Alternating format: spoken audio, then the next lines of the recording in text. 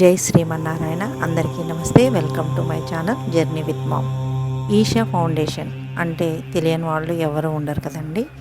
ఈ పెద్ద శివుణ్ణి చూస్తే మనకి పరమేశ్వరుడు సాక్షాత్తు ఇక్కడే నెలకొని ఉన్నట్లు అనిపిస్తుంది కదండి. అలాంటి ఈషా ఫౌండేషన్ కోయంబత్తూరులో మొదటిగా సద్గురు జగ్గి గురూజీ గారు అక్కడ స్థాపించారు. ఆ తర్వాత అలాంటిదే బెంగళూరుకి దగ్గరలో చిక్బళాపూర్ దగ్గర నిర్మించారు. ఈరోజు దాని గురించి తెలుసుకుందాము. మరి ముందుగా నా ఛానల్ని సబ్స్క్రైబ్ చేసుకోండి. ఈ వీడియోని పూర్తిగా చూడండి, లైక్ చేయడం మర్చిపోవద్దు. ఈయన పరమేశ్వరుడే, కానీ మనకు ఇక్కడ ఆదియోగి రూపంలో దర్శనమిస్తారు. ఆదియోగి యోగాలకు మూలం. ఆదియోగి మనల్ని వ్యాధి, అసౌకర్యం మరియు పేదరికం నుండి విముక్తి చేయడానికి ఇక్కడ ఉన్నాడు. అన్నిటికంటే ముఖ్యంగా జనన మరణ ప్రక్రియల నుండి సద్గురు 15,000 సంవత్సరాల క్రితం అన్ని మతాల కన్నా ముందే మొదటి యోగి అయిన ఆదియోగి తన 7 శిష్యులైన సప్త ఋషులకు యోగ శాస్త్రాన్ని ప్రసరింపజేశాడు. మానవులు తమ పరిమితులను అధిగమించి వారి అంతిమ సామర్థ్యాన్ని చేరుకోవడానికి 112 మార్గాలను ఆయన వివరించాడు. ప్రపంచాన్ని మార్చడానికి వ్యక్తిగత ప్రవర్తన మాత్రమే మార్గం కాబట్టి ఆదియోగి సమర్పణలు వ్యక్తిగత ప్రవర్తనకు సాధనలు. మానవ శ్రేయస్సు మరియు విముక్తి కోసము ఆయన ఈ ప్రాథమిక సందేశాలను అందించారు. ఈ ఆదియోగి యొక్క మూల విరాట్ ఎత్తు కూడా 112 అడుగులు ఉంటుంది. ఆయన సూచించిన 112 మార్గాలకు ప్రతీకగా ఈయన విగ్రహం ఎత్తు కూడా 112 అడుగులు ఉంది. ఆదియోగి దివ్య దర్శనం అనేది ఒక శక్తివంతమైన వీడియో ఇమేజింగ్ షో.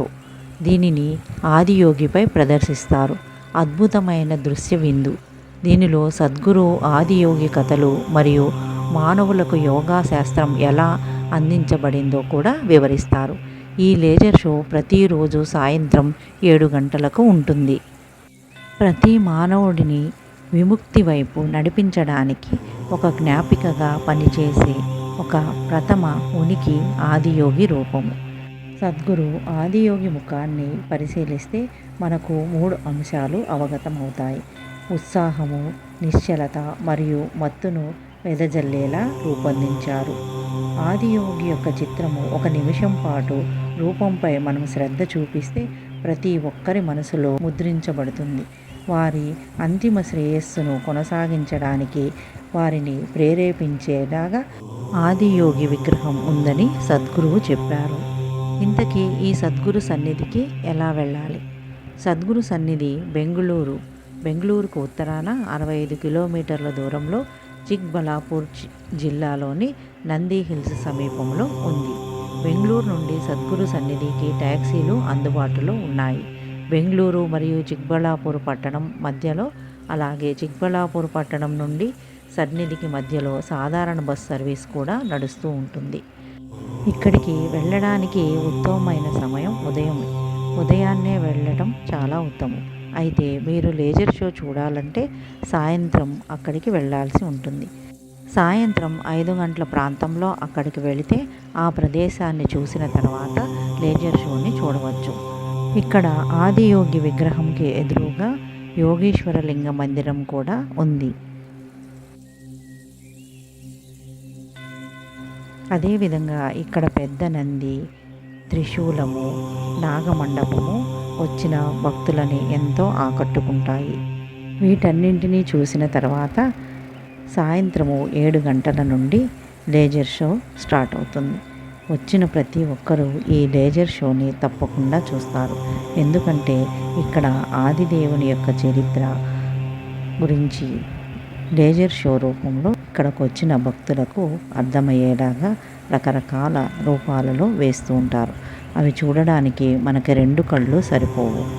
మీరు కూడా ఈ లేజర్ షోని చూసి ఆనందించండి.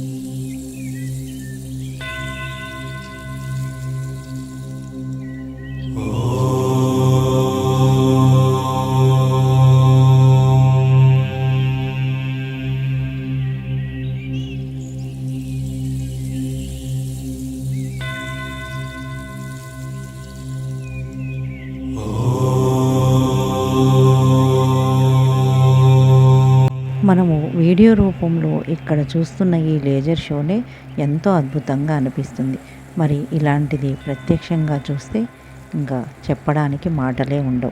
మీరు కూడా తప్పకుండా బెంగళూరులోని ఈషా ఫౌండేషన్ని విజిట్ చేయండి. మళ్ళీ మరో కొత్త వీడియోతో కలుస్తాను. అంతవరకు సెలవు.